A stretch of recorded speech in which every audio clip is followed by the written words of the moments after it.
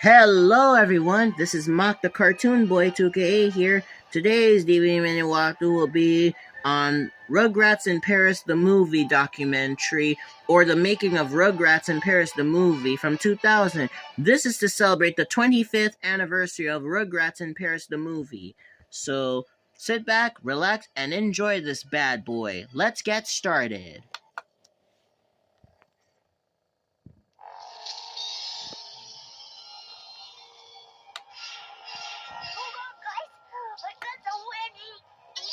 The Rugrats are going to Paris. And Paris will never be the same. Here we go! Everyone's favorite characters are back in an all-new big-screen adventure. Join Tommy, Chucky, Bill and Lil, Angelica, Baby Dill, and the whole gang in a story that features exotic locations, thrilling action, We got to go back! I don't know if I can, Tommy! and an all-star cast of voices playing an array of new characters. I think I just made a friend. The best part of being in a Rugrats movie is that you know about it before anybody else, and you get to see how it's made. And now, join the Rugrats for an exclusive behind-the-scenes look at their new adventure. The story of this movie is the quest for Chucky to find a mom. Maybe we could use a mommy's touch around here. Chucky's journey leads around the world. Yeah, we're going to Paris. Wee! He's speaking French already! Witness the excitement. They don't only go to Paris, they actually go to Reptar. Meet the new characters. For the first time, we have a big villain in Rugrats. Where did those filthy little bookends come from? Say please. I mean, the first one's great, but this one is wow. Which one of you babies put your poopy diaper in my suitcase? Somebody got up on the wrong side of the bread. You're like family to me, Finster. Name your wish.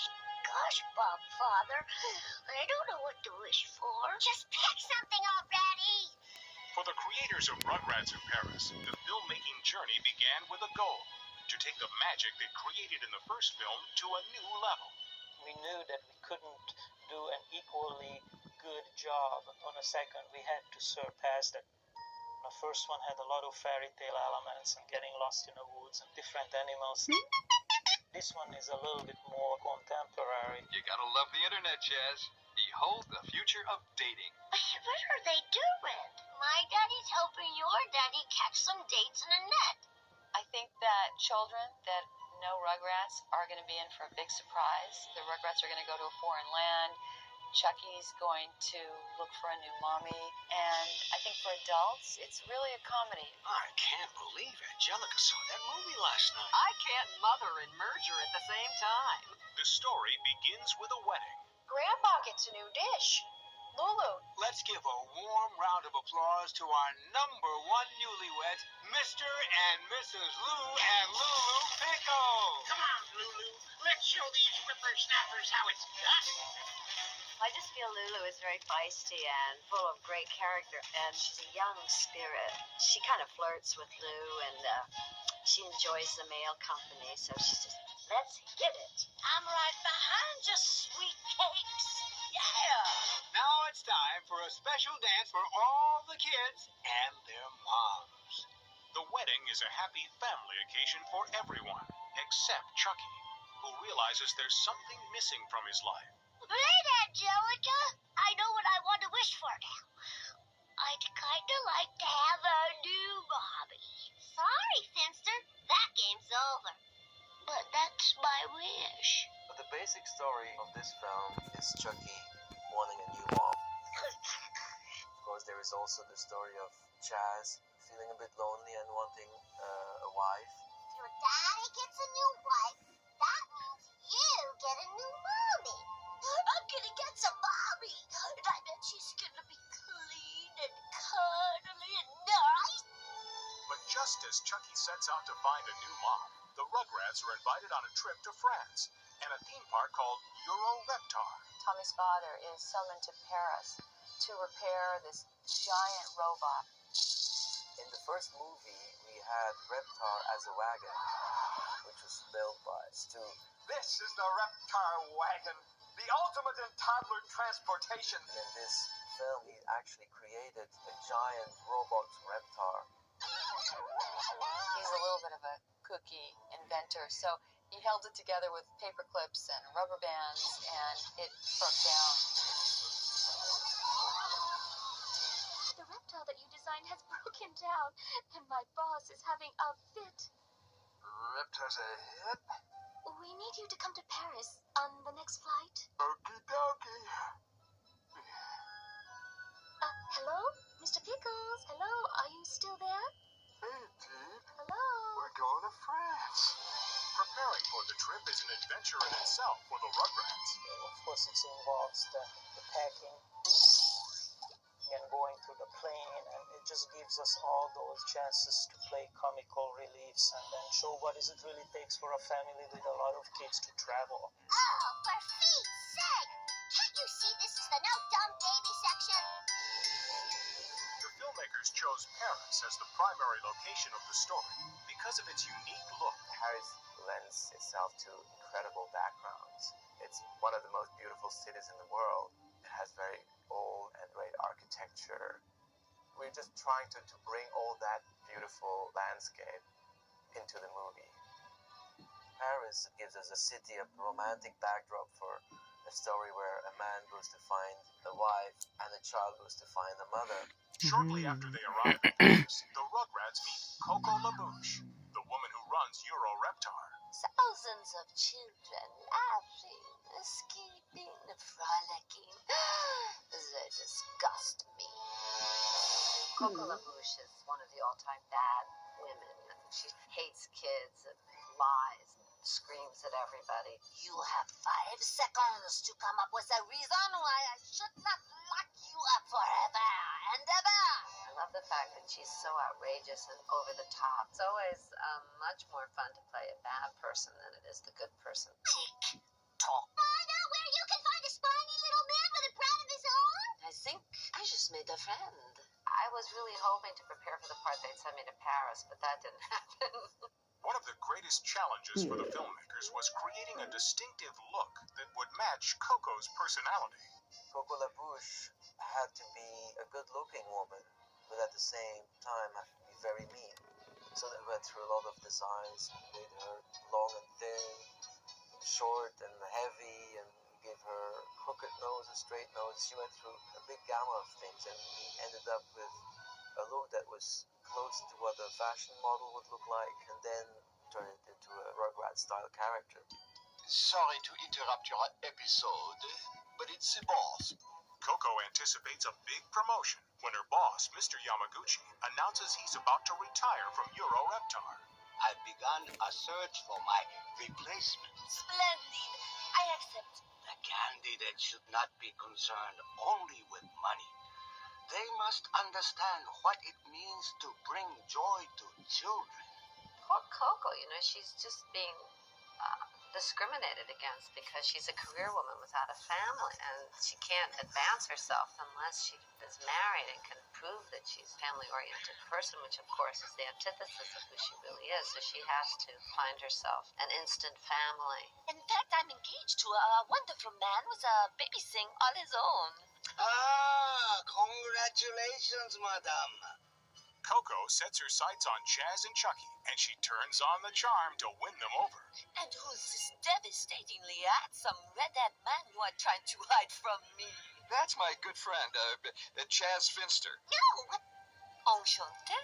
Susan Sarandon did a terrific performance for us. She comes across like very strong, evilish character, but even inside of that character, she can shift, because in front of the kids, she has to play this very sensitive and caring person. She's playing a little bit of both.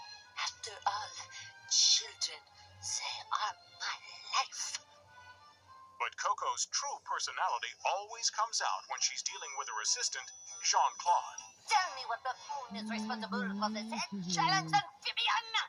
It's that gauche toy designer named Cucumber. What are you waiting for? Great, another Tommy. Kimmy is a wonderful character. She's the one that has more energy than all the other babies. She just kind of gets into all these wild adventures. Let's go see that princess, Chucky. Come on! I'll show you the shortcut. Kimmy shows the Rugrats around Reptar, where her mother works. My character's name is Kira Watanabe, and she works as an assistant to Madame Labouche. We tried to create a character who would be sort of the antithesis of Coco. She was gentle and kind and nurturing. Look! Once upon a time, there was a mighty dinosaur named Reptar. Everyone ran away from him, except the beautiful princess. Kira is nice, but she's so boring, you know. She doesn't have any of the danger that Coco has. Why am I not some child's tender mother? Why? Bringing the full spectrum of characters to life required the talents of hundreds of artists from around the world. Bonjour. Welcome to Reptar. The creators of the Rugrats are known for their distinctive style of animation. For this film, their goal was to capture an international flavor. We really wanted to bring in sort of the multicultural element here. Howard, I love the idea about having the Japanese theme park right in Paris. It's really ridiculous. And conceptually, it makes me laugh. Welcome to Reptar. Reptar is a completely different world of fantasy and the technology, and we wanted to have a rich feel to the imagery. The visual world of the film expands beyond the borders of the theme park.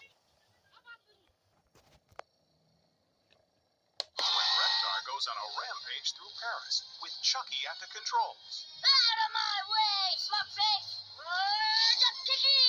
We couldn't just pass up the opportunity to have one of those big moments from the classic Japanese monster movies when we had Chucky and the gang running this giant reptile through the streets of Paris. Stop in the name of God! Look, Chucky, I think they want us to stop. And meeting the escargot, the French version of their giant monster. You babies cannot hide from Jean-Claude, Super Escargot! And by battling, they almost accidentally destroying half of Paris.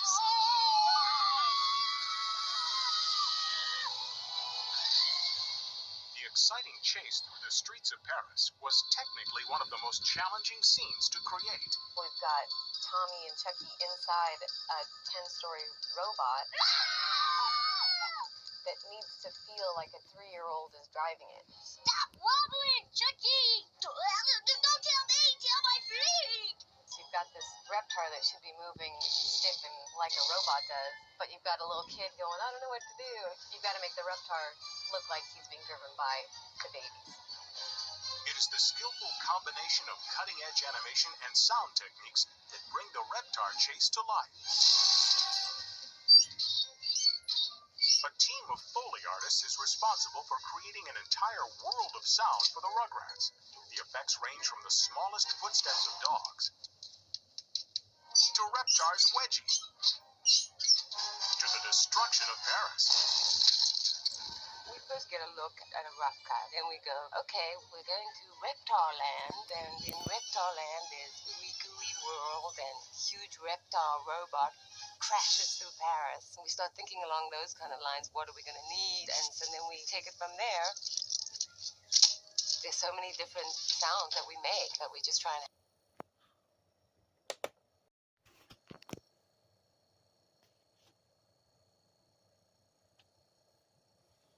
With original music, distinctive animation, lovable characters, and a compelling story, Rugrats in Paris will add a new chapter to the magical world of the Rugrats.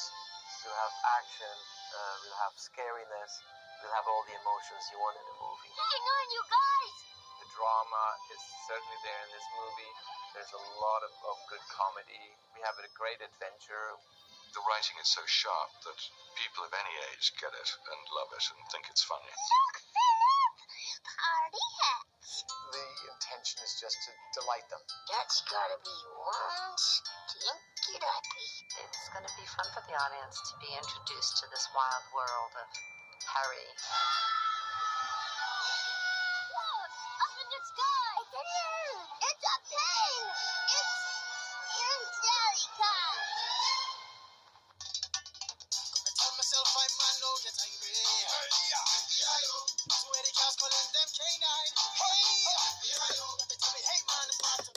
I gotta skip that. I don't want to get copyrighted. Well, y'all, that's the documentary of Rugrats in Paris the movie to celebrate the movie's 25th anniversary.